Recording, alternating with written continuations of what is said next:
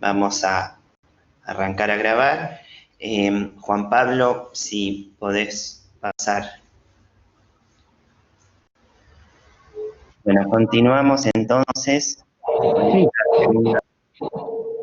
con esta segunda parte de la jornada. Ahora toca el turno del doctor Francisco García Bazán, que bueno, es conocido por todos, investigador superior del CONICET. Nos va a hablar en su conferencia acerca de una constante del relato gnóstico, lo femenino del padre. Los dejo entonces con el doctor Francisco García Bazán. Bien, buenas tardes, queridos amigos. Antes de comenzar mi breve conferencia, les quiero presentar 3 libros aparecidos en este mismo año. Uno que ha sido el homenaje que me han realizado, publicado por el editorial Trota y Guadalquivir, que se llama El conocimiento oculto del padre. Y lo repito, en el que han colaborado la mayor parte de ustedes. Ha aparecido otro libro en la editorial El Hilo de Ariana, también mío, sobre el número pitagórico. Y finalmente les quiero presentar esta novedad de Patricia Ginard, mi discípula también, y que es el comentario al Evangelio de Juan de Orígenes, publicado en Ciudad Nueva en 2 volúmenes. Tenemos acá 1000 páginas nuevas sobre Orígenes. Planteo del tema. Cayo Mario Victorino, que vive entre el siglo III y IV y se convierte al cristianismo en el 359,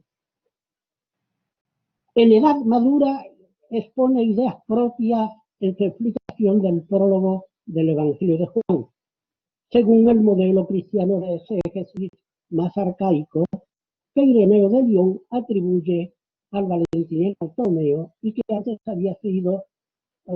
había probado fortuna en Heracleo. Estas reflexiones se mueven en el fondo más eminente de la naturaleza divina, en las especulaciones sobre Dios Padre, seno de Dios o paterno, y la doble presencia del Logos en su interior oculto o manifiesto. Se trata de reflexiones sobre Dios en tanto que uno solo, aunque trino de base. Veamos el desarrollo de estas ideas. Para eso se ofrece la versión de 3 textos fundamentales representativos de esta primera postura del retórico romano. 1. Para los seres que realmente son, Dios es causa, donador y padre. No es posible decir que es aquello a lo que le da el ser, porque siendo uno y solo, aunque haya querido ser muchos, no ha querido que sea el uno que es el mismo, sino que esto múltiple sea el uno ser. Es pues necesario decir que por superioridad y eminencia sobre los seres, Dios está sobre el ser total, sobre la vida total, sobre el conocimiento total y sobre todo ser, y lo que realmente es, porque es ininteligible, infinito, invisible, inconcebible, insustancial e incognoscible. Y puesto que está por encima de todo, no es ninguno de los seres, y que porque está por encima de los seres, nada tiene de los seres. Por tanto, Dios es no ser, me om. Atención al griego. ¿Qué es, pues, este no ser por encima del ser?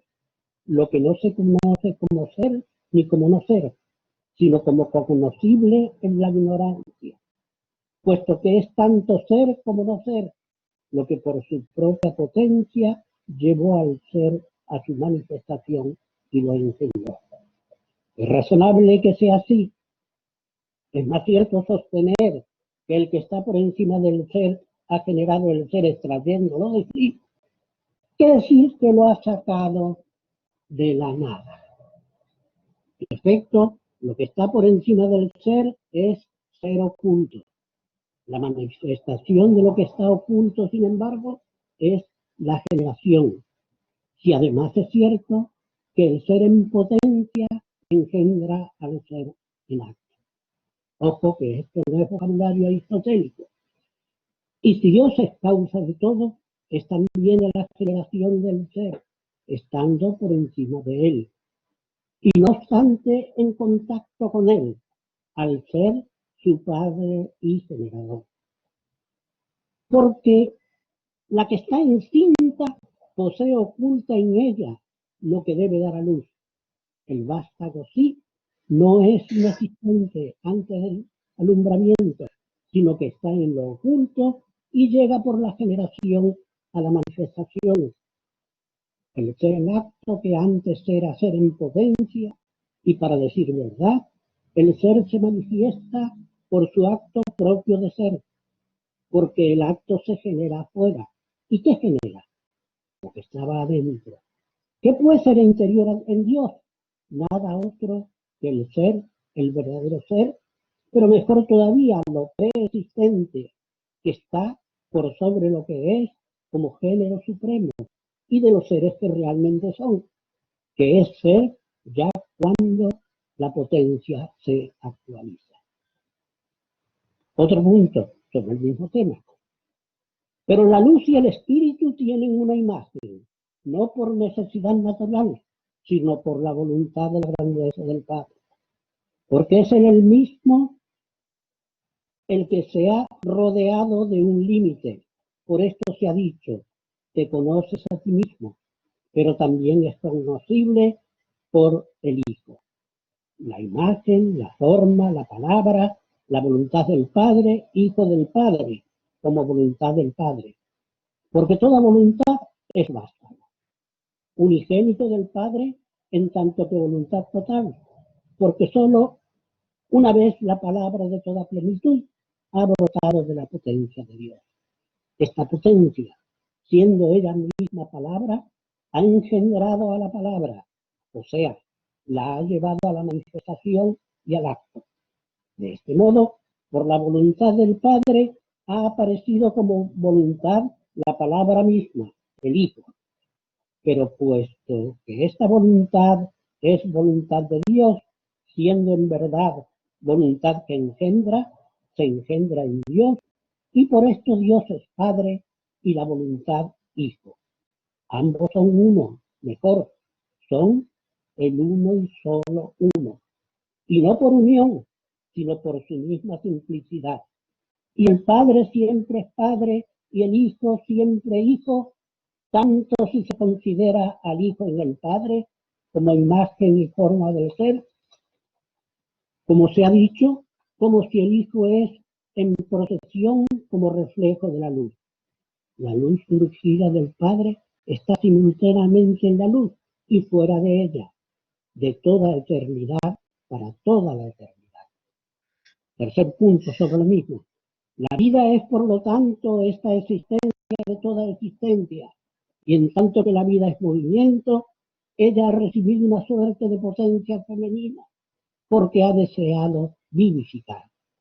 Pero puesto que, como se ha demostrado, siendo uno este movimiento, es simultáneamente vida y sabiduría, la vida volviéndose hacia la sabiduría, más aún hacia la existencia paterna, mejor por un movimiento de retorno hacia la potencia paterna, y habiendo entonces recibido la fuerza viril del Padre, la vida en síntesis, retornando a prisa hacia el Padre, se ha hecho masculina, porque la vida es descenso y la sabiduría ascenso.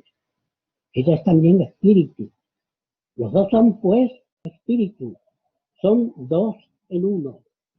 Dios es potencia de estas tres potencias: existencia, vida, felicidad. Es decir, del ser, del vivir, del pensar. Que cada uno de ellos sea los tres es evidente, Por tanto, es la vida la que está en el interior, en tanto que el ser vida es el ser movimiento. Que la vida es fruto del ser Padre, pues ella es movimiento. Pero puesto que el movimiento como tal ha avanzado hacia afuera, sin alejarse empero de lo que es interior, su sentido es que recibe la potencia original y universal que viene del intelecto y es según el movimiento a la vez interior y exterior. Porque el intelecto es movimiento, de igual modo la vida, en tanto que movimiento llega a ser hijo. Movimiento manifestado que viene del movimiento paterno que está oculto y que es existencia como primera potencia. B. Característico de este otro momento posterior nos parece el siguiente texto, que conserva los términos, pero cambia el molde y administra el contenido de la interpretación trinitaria. Dios es tridínamo, es decir, que tiene tres potencias, el ser, el vivir, el pensar, de manera que en cada una de los tres están los tres, y que cada uno, cualquiera de los tres, sea los tres recibiendo solo su nombre propio por el aspecto en el que predomina, del modo como lo he enseñado más arriba y en numerosos lugares. Triple, pues, es en su individualidad en cada uno de estos individuos, y triple igualmente la unidad que constituyen en su Trinidad. Pero estos tres, en su avance hacia las cosas, como lo expondremos, han repartido para todos los seres en acto, en potencia, o que pudieran ser la existencia, la vida y el pensamiento, que ellos le dan según la capacidad propia de las cosas y de la sustancia, y según la comunicación que admiten de ellos mismos, porque en todos los existentes hay un ser, un vivir y un pensar que les es propio, de modo que todo esto sea la sombra o imagen de todos los tres superiores. Por esta razón, entonces, en tanto que Dios, como lo confiesan todos, es uno y solo, algunos han dicho que era uno todo y no uno, porque es principio de todo, luego no todo, sino todo de aquel modo. En relación con este texto, que comprendemos, Porfirio, cuando habla de Mario Victorino, si no es totalmente ajeno a todo esto, parece estar bastante alejado.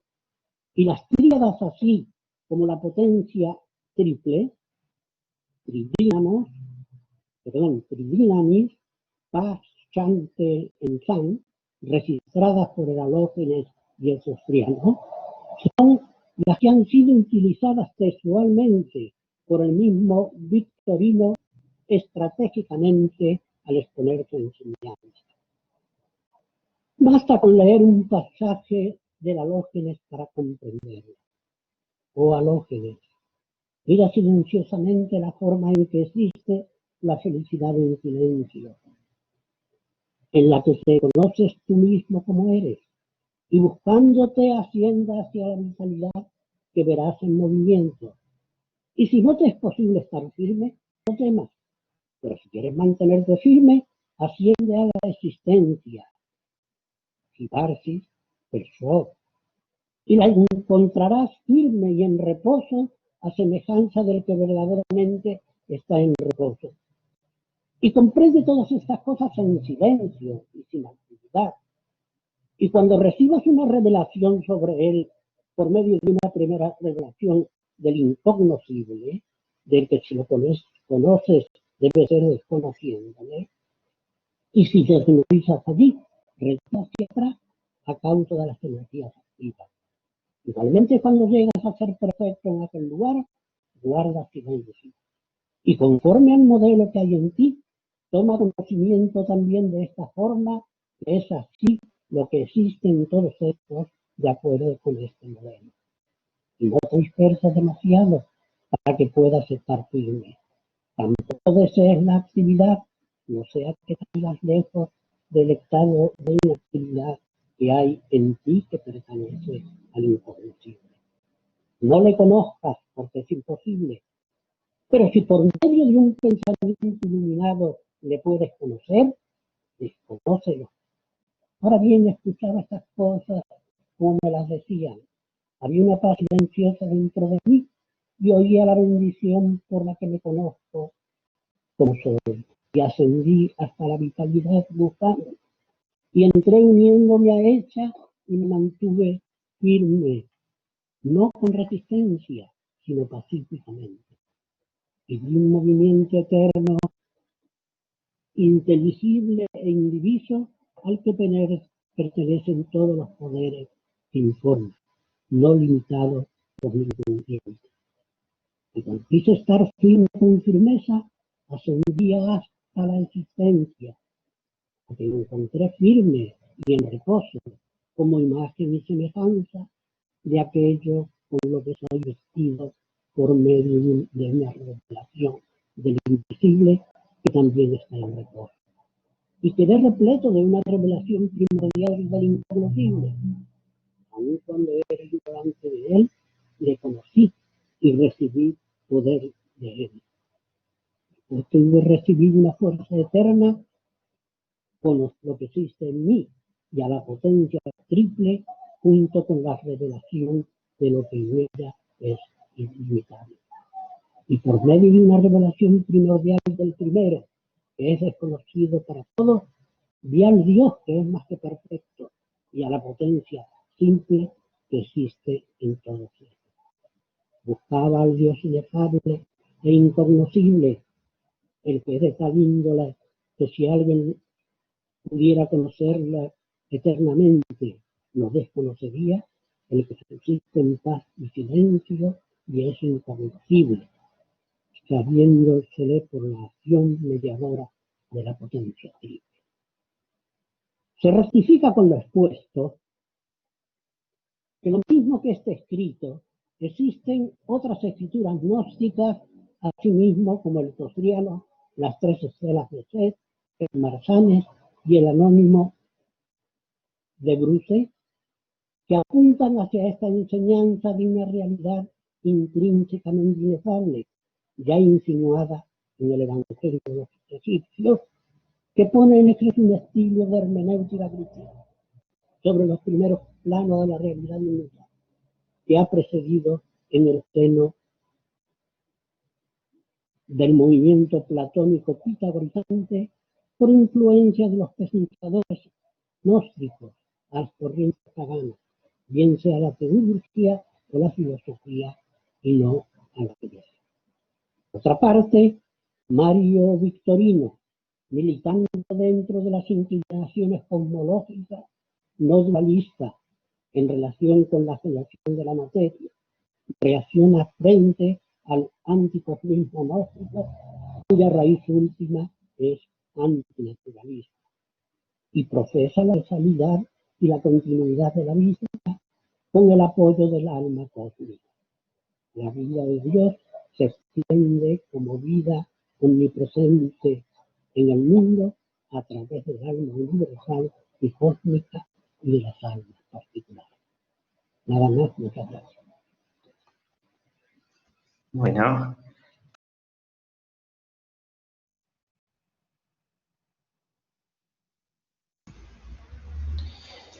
Bueno, continuamos entonces con los siguientes expositores de este bloque.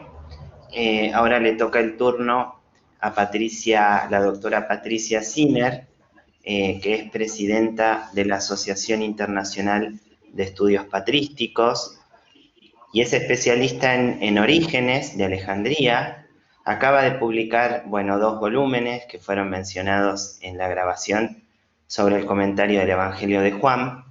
El título de su exposición es En verdad yo os digo que esta pobre viuda ha puesto más que todos. Lucas 21, 1, 2. Acerca de la misericordia y de la justicia de Dios en la teología de Orígenes. Bueno, muy buenos días a todos.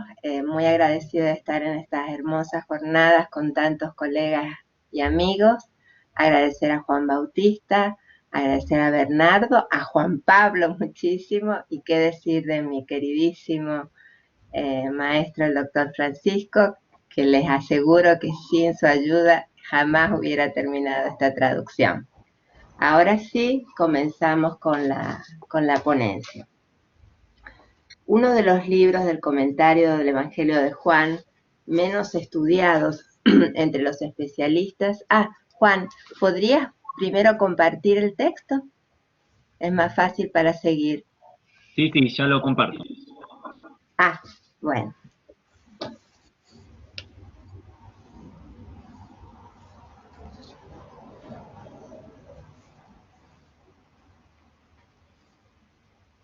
Bueno, empezamos de nuevo. Gracias, Juan Pablo.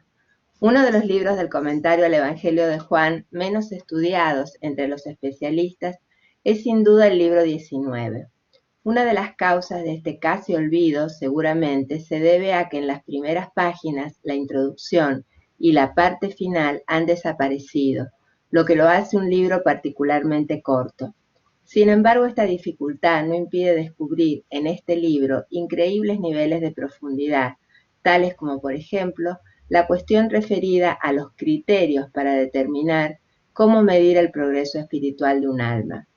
En este libro, justamente, Orígenes analiza la cuestión de la medida del progreso espiritual a través de la figura femenina de la viuda y de su actitud en la sala del tesoro del templo, en el gasofilaquío. En el Evangelio de Juan, el episodio de la viuda no aparece directamente relatado, pero sí aparece en el Evangelio de Lucas y Marcos en forma casi idéntica. En efecto, en el Evangelio de Juan, el versículo solo se circunscribe a la siguiente afirmación. Jesús pronunció estas palabras en la sala del tesoro mientras enseñaba en el templo y nadie lo arrestó porque su hora todavía no había llegado. Eso es lo que dice el Evangelio de Juan. Sin embargo, Orígenes decide contrastar este versículo a la luz de los sinópticos, considerando que esta comparación le proporciona dos elementos importantísimos. Por una parte, le permite mostrar que también los simples, o la mayoría de los cristianos que se inician en el camino del progreso espiritual, hoi polloi, tienen la posibilidad de recibir algo de la inmensa sabiduría del Logos. Y por la otra, y esto es lo que nos interesa mostrar en este trabajo, profundizar en la cuestión del progreso espiritual y como consecuencia de esto en la caracterización de Dios mismo en lo referido a su misericordia y a su justicia. En esta ponencia nos dedicaremos a este segundo aspecto, ya que hasta el momento no ha sido considerado entre los especialistas. Teniendo en cuenta entonces el paradigma de la relacionalidad con que el alejandrino piensa y escribe, hemos intentado mostrar en esta ponencia cómo el análisis de la exégesis de la viuda debe hacerse a la luz de las siguientes doctrinas y supuestos del alejandrino: preexistencia, libre albedrío, evangelio eterno, que es realmente lo que me interesa mostrar, reencarnación, estas dos nociones, y apocatástasis. Sin duda de estos 5 supuestos, el más controvertido es la cuestión referida a la posibilidad de la sucesión de las diversas existencias en cada individuo en los también diversos ciclos cósmicos, así como a la dependencia de las circunstancias de la existencia terrena del individuo con respecto a los méritos o deméritos de una vida anterior. 2. La cuestión de la diversidad de condiciones entre los seres humanos. Uno de los temas recurrentes en la obra de Orígenes es la cuestión de la diversidad de condiciones con que los seres humanos comienzan su encarnación en la vida física. Este mismo esquema se advierte al comenzar la exégesis de Orígenes con respecto a la viuda, mostrando cómo el progreso espiritual no está determinado solo por la cantidad de obras buenas, sino por la capacidad de un alma de dar lo mejor de sí a Dios. Vamos a ver, poner un poquito, hay que ir a la otra hoja, Juan Bautista. Está en la hoja 2. Esto no implica que Orígenes desprecie o minimice las obras buenas, sino que por el contrario busca enfatizar que el logos viviente, a través de su padre, tiene además otro criterio para juzgar a un ser humano. Y entonces este texto de Orígenes me parece imponente. Sin embargo, puesto que en esta vida las capacidades de los hombres no son todas ni iguales ni semejantes, y visto que el señor de la casa ha dado a uno 5 talentos, a otro 2, al tercero 1 solo, a cada uno según su propia capacidad, el logos viviente, considerando la capacidad de aquellos que ponen en la sala del tesoro inteligible, acepta a aquellos que él admite, no teniendo en cuenta solo la cantidad de sus contribuciones.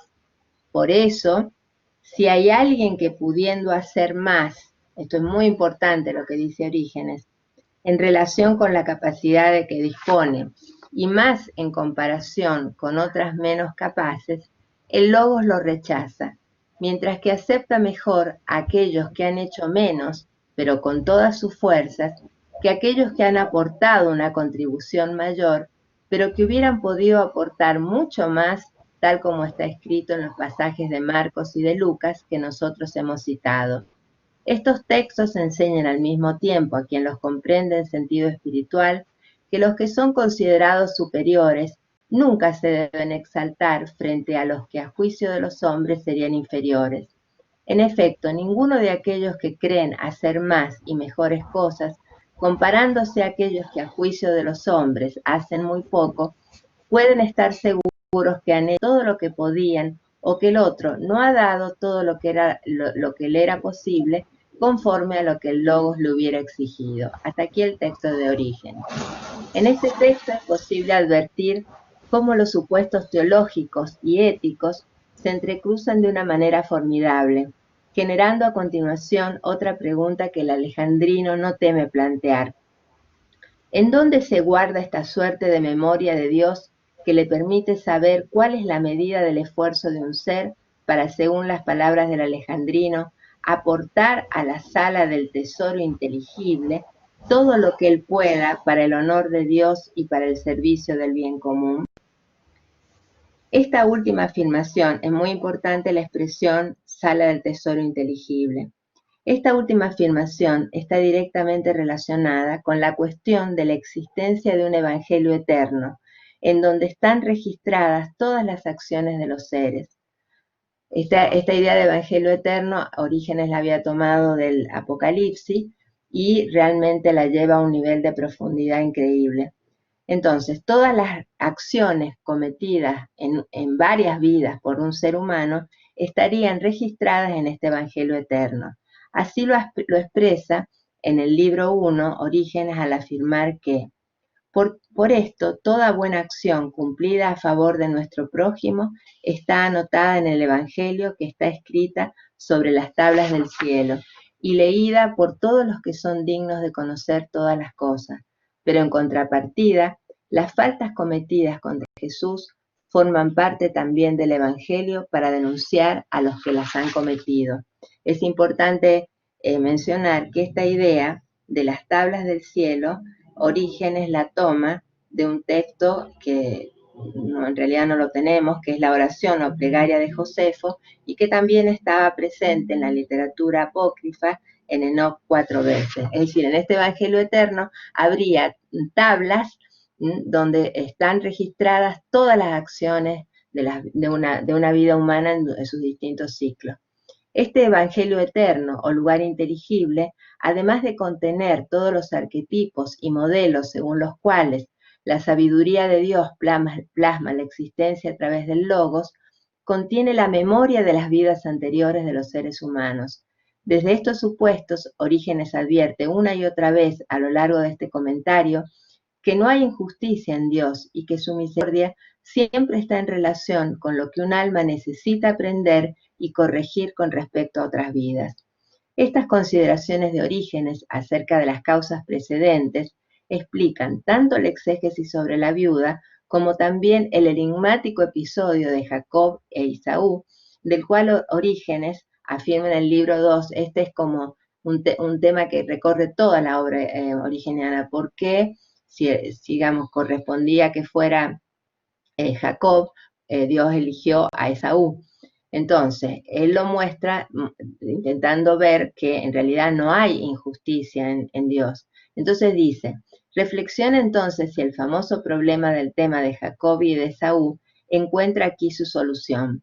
Si nosotros no recurrimos a las obras realizadas antes de esta vida, ta pro tu bio tuto erga, ¿cómo puede ser verdad que ninguna injusticia se encuentre en Dios cuando el mayor es sometido al más joven y odiado antes de haber cumplido los actos, mereciendo así la esclavitud y mereciendo el odio?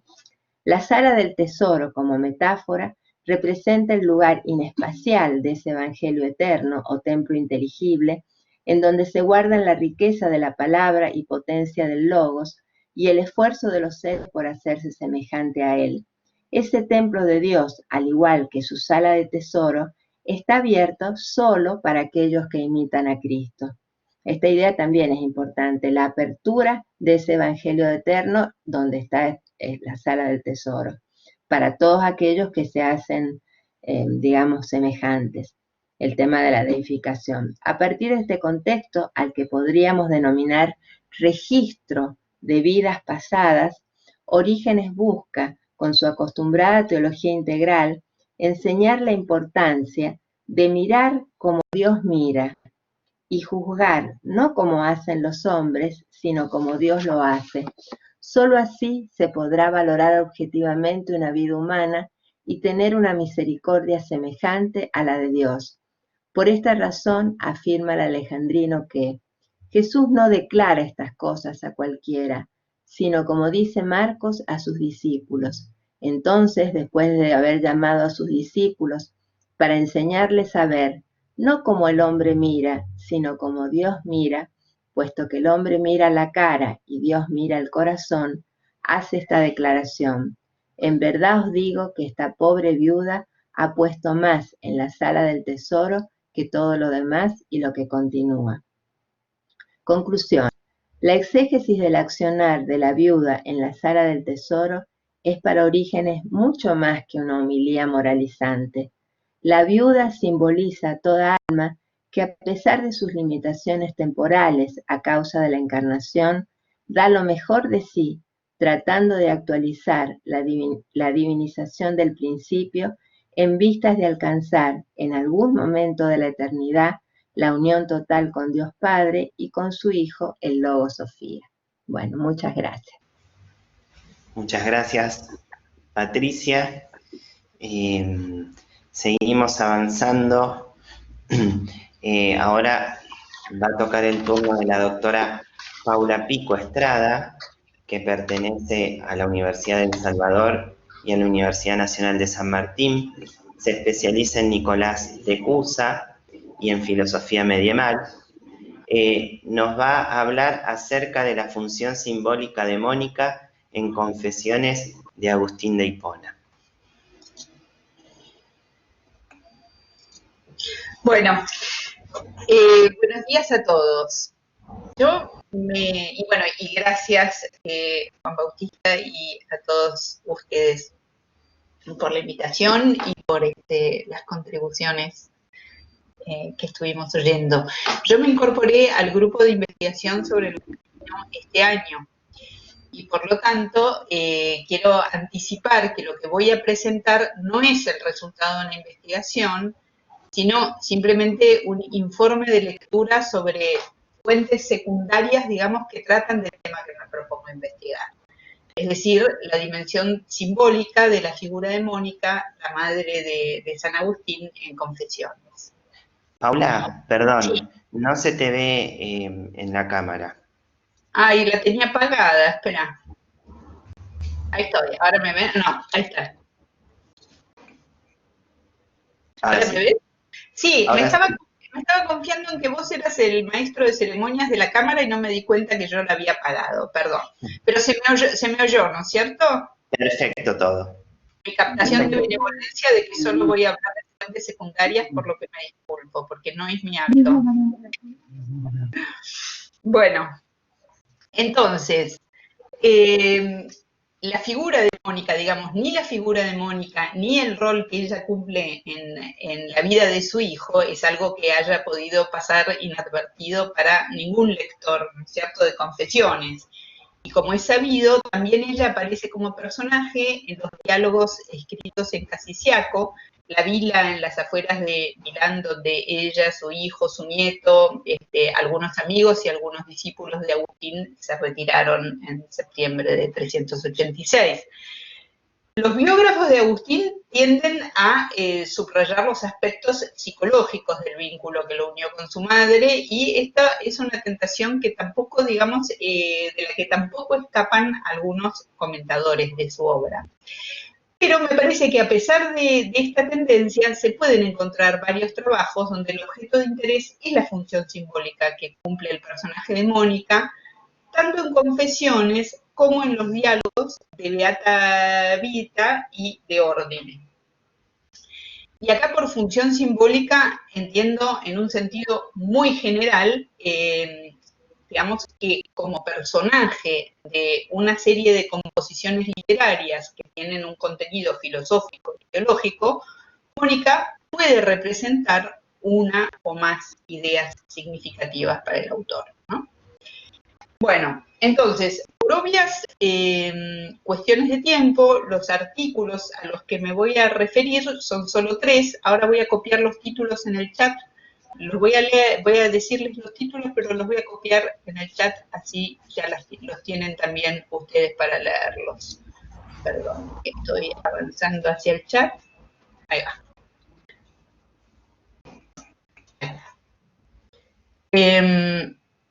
Bien. Entonces, son Mónica, The Mother of Augustine, A Reconsideration, de Margaret Moro Ferrell, Mónica the Ascetic, de Marianne Saggi, y Mónica as a Synecdoche, no sé, for the Pilgrim Church in the Confesiones, de John Sehorn. No los voy a resumir de un modo literal, porque, bueno, no es el caso, sino que voy a resaltar aquellos temas o pasajes en los que encuentro mayores posibilidades de desarrollo. Y empiezo entonces con el artículo de Moore, cuyo objetivo es presentar un breve estudio sobre la vida de Mónica, así ella lo, digamos, sobre la figura de Mónica, perdón, así ella lo presenta.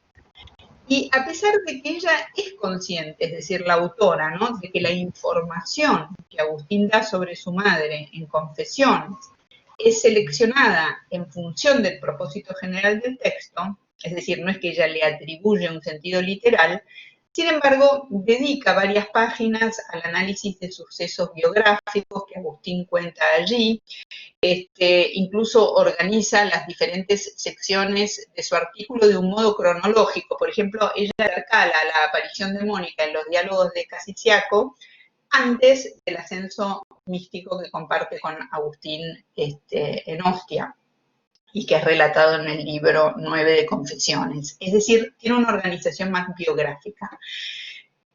Incluso su interpretación, cuando hace esta organización, es un poco psicologista, en el sentido de que dice que la figura de Mónica en los diálogos de Casiciaco muestra que Agustín ha desarrollado un mayor respeto por el saber que le da la fe a su madre, o sea, un mayor respeto que el que tenía en los primeros libros de Confesiones, y que ese respeto nuevo esclarece el episodio de Ostia.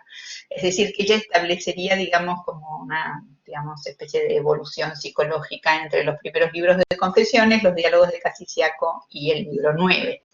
Pero bueno, aunque ella pone, digamos, sobre todo el acento en Mónica en tanto madre de Agustín, y después de todo ese es el título de su artículo, menciona también una posible dimensión literaria de su figura que me parece que vale la pena mencionar. Y se trata de lo que llama la conversión de Mónica, y que ella interpreta como un recurso, siempre sin poner en duda la historicidad, ¿no es cierto? Es como que todos los comentaristas quieren dejar en claro que no están poniendo en duda la historicidad de lo que se cuenta, sino la selección de estos episodios y el uso que se les da. Entonces, ella interpreta este episodio de la conversión de Mónica como un recurso para reforzar, a la manera de un eco, digamos, la historia de la conversión de Mónica. Entonces ella, digamos, partiendo de la idea de conversión como un giro que se imprime a la propia vida y del cual se sigue un cambio radical, en ese marco interpreta el conocido episodio de la infancia de Mónica que Agustín cuenta en el libro 9, que es que cuando era una niña los mayores le pedían que fuera a buscar o a sacar el vino de uva y que ella, como una travesura, empieza a llevarse el cucharón que usaba a los labios, y aunque al principio el gusto le daba bastante asco, con el correr del tiempo, y acá voy a citar a Agustín, que siempre escribe mejor que cualquier cosa que uno pueda decir, con el correr del tiempo, dice Agustín, llegó a contraer tal hábito que se bebía ávidamente copas casi llenas de vino puro. La traducción es de Silvia Mañabarca. Fin de la cita. En medio de una discusión con esta misma criada que la acompañaba a buscar el vino, la criada enojada le dice borrachina y, cito, tocada ella por ese estímulo, vio la fealdad de la acción, la condenó inmediatamente y la arrojó de sí. Fin de la cita. Bueno, en este relato, Moore descubre dos elementos característicos de la comprensión agustiniana de la conversión. El primero es el énfasis en la caída de la verdad y la inevitable adquisición de un mal hábito. Y el segundo es la necesidad de la intervención divina, es decir, de la gracia para que pueda ocurrir este giro o conversión de la voluntad. En este caso, digamos, el instrumento de Dios es la palabra ocasional de esta criada enojada. Y, según recuerda Moore, en otro pasaje de Confesiones, Agustín afirma que la providencia utiliza un instrumento involuntario para este tipo de intervenciones, digamos, como un recordatorio de que nadie se puede atribuir a sí mismo una cura que en realidad es de Dios, o se debe a Dios. Entonces, este episodio para Moore ilustraría también de qué modo la selección de incidentes de la vida de Mónica en Confesiones cumple la función de representar ciertas ideas de importancia. Y, al igual que con la conversión del propio Agustín, concluye Moore, sus reflexiones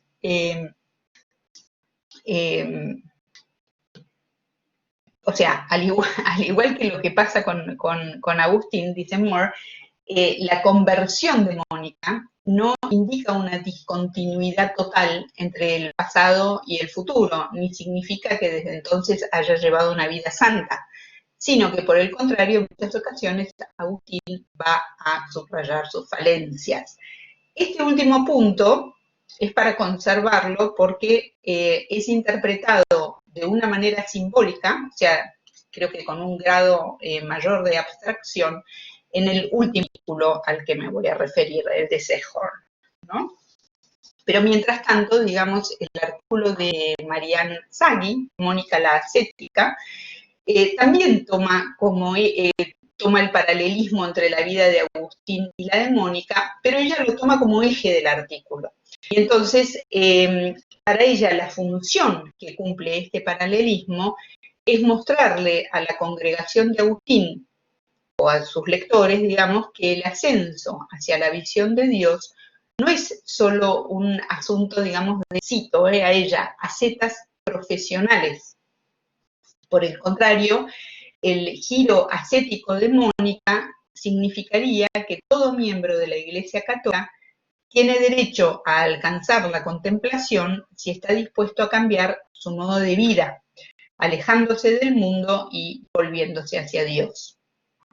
Ahora bien, Saggi, a diferencia de Moore, no limita este giro al episodio del vino, sino, digamos, ella lo rescata, aunque rescata este episodio como parte de la construcción de un relato ejemplar, pero argumenta que a lo largo de Confesiones, bueno, por lo menos de los 9 primeros libros, se muestra la evolución constante de Mónica, su desprendimiento de lo material en aras de una vida espiritual. Entonces, por ejemplo, cuando Agustín se convierte, ella renuncia de inmediato a los bienes temporales hacia los que se inclinaba su corazón, es decir, el casamiento ventajoso para el hijo, la posibilidad de los nietos, o en todo caso de los nietos legítimos, porque ella tenía uno, el prestigioso trabajo de profesor de Agustín en Milán. Bueno, Sagi subraya como la velocidad con la que Mónica se desprende de esto y adhiere a la conversión de Agustín, y cómo después de la conversión ella es dada en los diálogos de Casiciaco como parte de una hermandad monástica, dice Sagi, de una familia artificial que reemplaza a la relación de sangre por una relación de creencias, de ideales y de valores compartidos. Entonces, esta comunidad ascética, según ella, prepara a la madre y al hijo para el ascenso conjunto en Ostia. Una experiencia que sería impensable sin un previo entrenamiento ascético del alma. Y las características ascéticas más destacadas que, según Sagi, porque hay divergencias, digamos, con la interpretación anterior, se repiten en la interpretación de Mónica de Agustín, son las siguientes.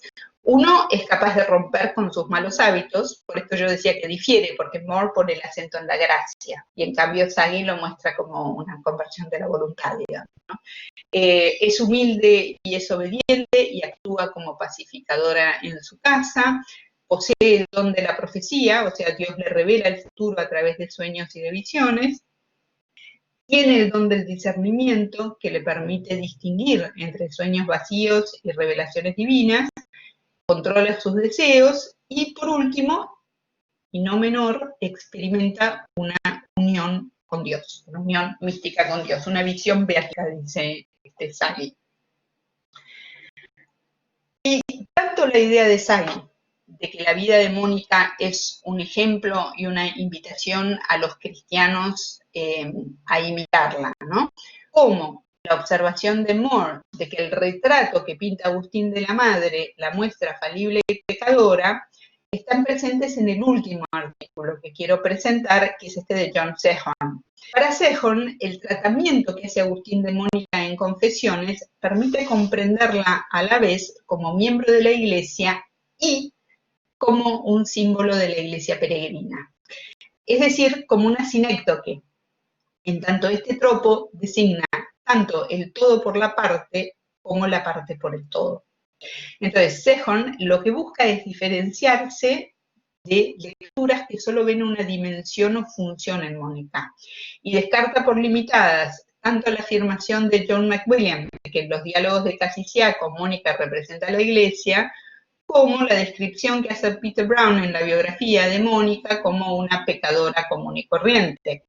Y la perspectiva que él busca establecer en su artículo es que en el retrato que Agustín hace de su madre en Confesiones, la dimensión literal y la dimensión simbólica se alinean de un modo tal que Mónica resulta ser a la vez la madre biológica de Agustín y símbolo de su madre espiritual, que es la Iglesia. El objetivo de su artículo es integrar estos dos aspectos de la figura, ¿no? Entonces, la transformación espiritual de Mónica a lo largo de los 9 primeros libros subrayaría el hecho de que la iglesia peregrina es una iglesia en constante proceso de transformación. Una comunidad, acá lo cito a Sehorn, que solo se puede conocer a sí misma como estando en el proceso de ser redimida. Algunos de los hechos narrados en Confesiones que Sehorn interpreta de este modo son la estabilidad de la visión de Mónica, que mientras que Agustín va, viene y se tambalea, ella permanece firme en su fe, digamos, a pesar de algunos de incertidumbre, la disposición que tiene a admitir en su seno a los pecadores con el fin de redimirlos, que estaría simbolizada por su ayuda hacia Patricio y también hacia el mismo Agustín, cuando éste se hace maniqueo y ella finalmente acepta compartir la casa con él.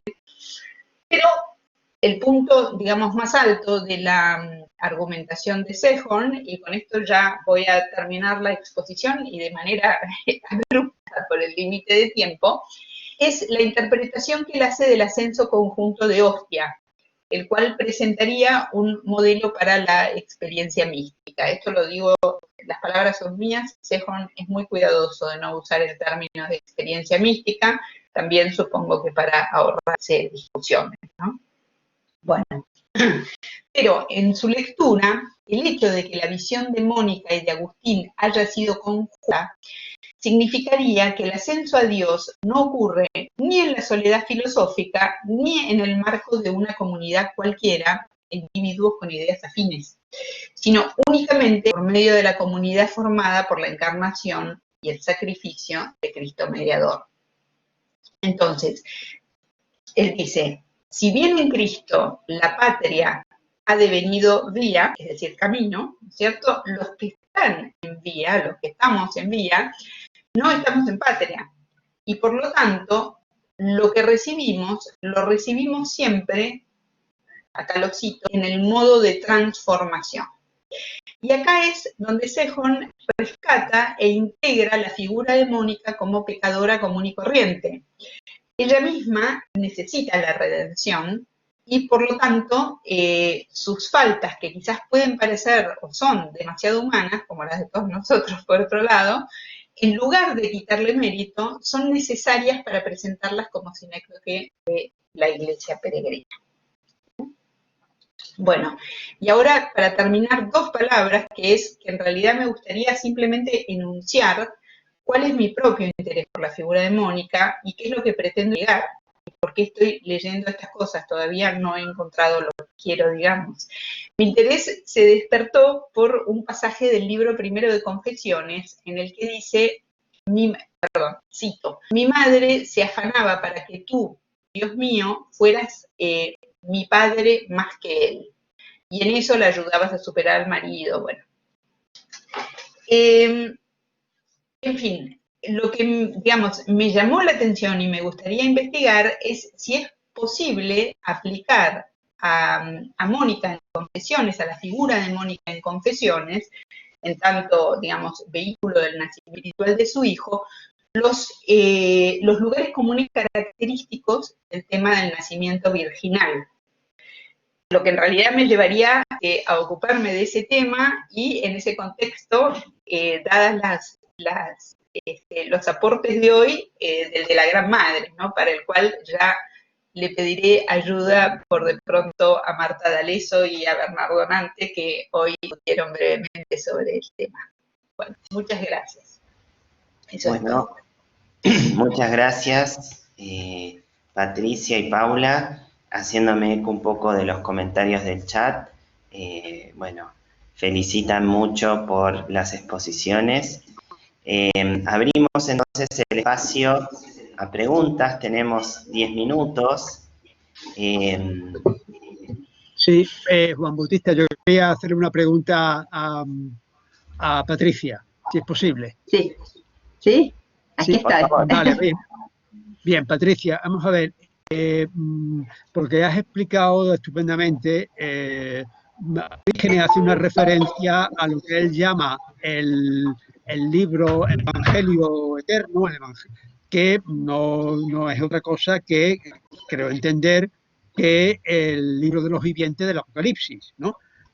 Ese es un argumento muy utilizado por los gnósticos, en el sentido en que los gnósticos, ahora mismo recuerdo, los gnósticos valentinianos, efectivamente argumentaban y traían a colación muy a menudo el libro de los vivientes como, de alguna manera, un lugar en el que estaban recogidos los elegidos. Con lo cual, era un argumento contra ellos mismos como defensores de un cierto determinismo. Por otro lado, Orígenes muchas veces ha sido interpretado como alguien que polemizaba contra los gnósticos en la medida en que, efectivamente, pues, en función del libro de los vivientes, defenderían un cierto determinismo. ¿Cómo se concilia entonces?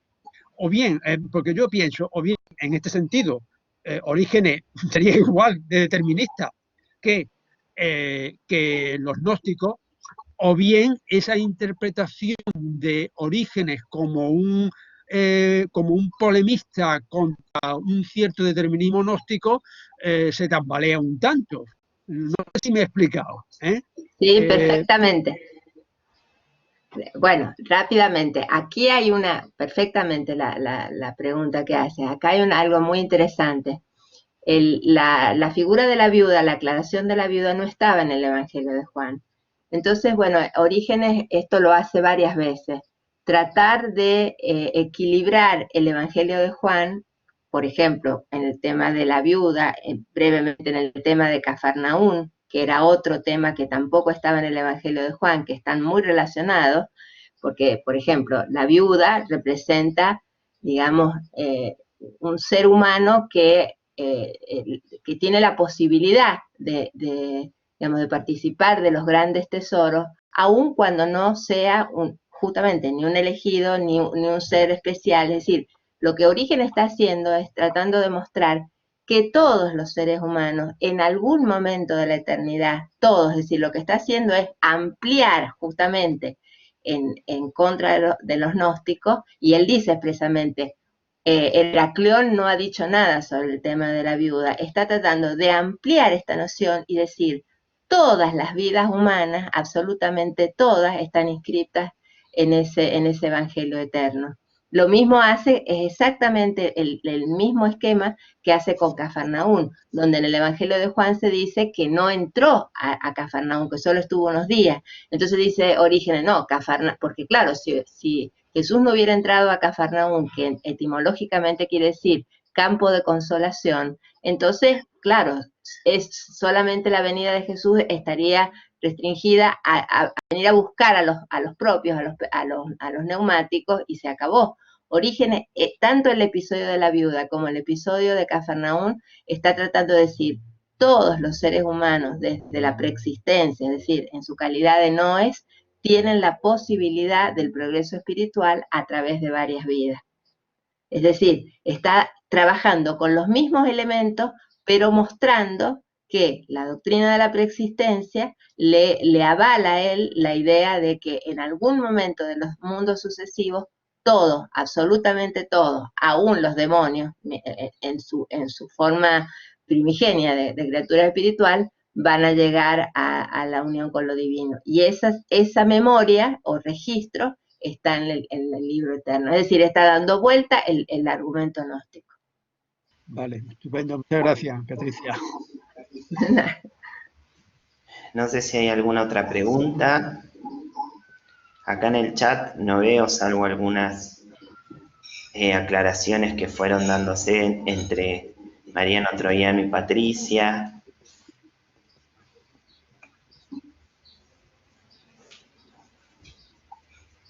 Sí.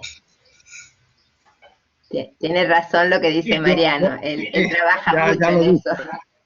Yo también lo discuto, a mí me parece también muy cuestionable. A ver, perdón, lo abrimos porque quizás no tienen acceso todos. Dice, me permito afirmar que la idea de predestinación en los valentinianos está discutida. Yo acuerdo con Mariano que realmente hay textos del mismo Heracleón que podrían poner en duda esta idea de la doctrina de las tres naturalezas como rígidas, pero Orígenes lo lee así. Ese es el tema, que Orígenes lo lee así, pero podría haber otras lecturas, y el mismo Orígenes se da cuenta en algunos versículos que podría ser de otra manera, pero él ya ha tomado posición con respecto a la doctrina de las tres naturalezas. Tiene razón, Mariano. Acá coincide Juan Carlos Salvi también.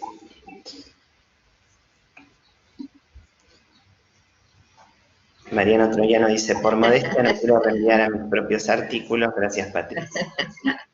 Mariano Troiano también pertenece a este programa de investigación de la Universidad de Cuyo, así que nos está acompañando. Bueno, si no hay otra pregunta, otra consulta, otro comentario, seguimos avanzando.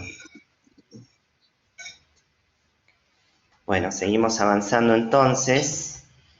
En este caso me toca continuar a mí.